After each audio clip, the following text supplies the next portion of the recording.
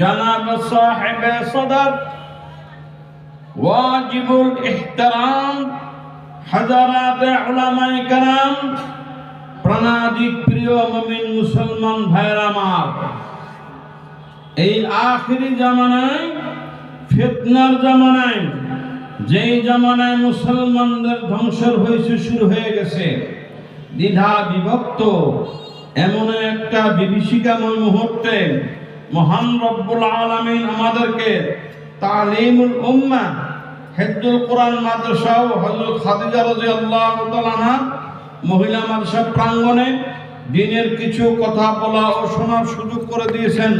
এই জন্য অন্তঃস্থল থেকে চিৎকার করে সবাই বলে আলহামদুলিল্লাহ। আলহামদুলিল্লাহ। মুহতারাম দোস্ত, আমি বলছি চারটা কথা বলবো, বেশি নয়।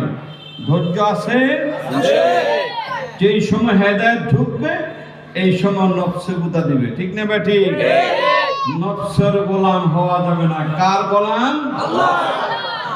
সিনাটা ওপেন করে দেন, একবার আল্লাহু আকবার বলে শোনান তো। আল্লাহু আকবার। শুনুন কেন বলছি। 313 জন বদরের সাহাবী, 313 জন বদরের সাহাবী আল্লাহু আকবার ধ্বনি দিয়েছিল। সমস্ত কাফের মুশরিক ইহুদি নাসারা বিজয়তে দুঃস্তব্ধ হয়ে গেছে। এই যে মুসলমানের আল্লাহু আকবার ধ্বনি বাতিলের আতঙ্ক। বিসমিল্লাহির রহমানির রহিম। ওয়াল্লাহু ইয়াদউ ইলা দারিস সালাম। আল্লাহু আকবার। কে? আল্লাহ। আরো জোরে আল্লাহ। কি করতেছেন? দাওয়াত দিতেছেন। ও আমার বান্দা বান্দীরা, শান্তি সুখ সমৃদ্ধি সফলতা কামিয়াবি উন্নতি কোথায় খুঁজতেছ? না না, কোথাও পাইবা না। সব মহান রব্বুল আলামিন সারা পৃথিবীর ঘোষণা দিতেছেন। ইয়া আইয়ুহান নাস কুলু লা ইলাহা ইল্লাল্লাহ।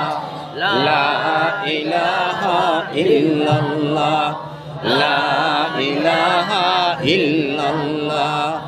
লা ইলাহা ইল্লাল্লাহ। লা ইলাহা ইল্লাল্লাহ।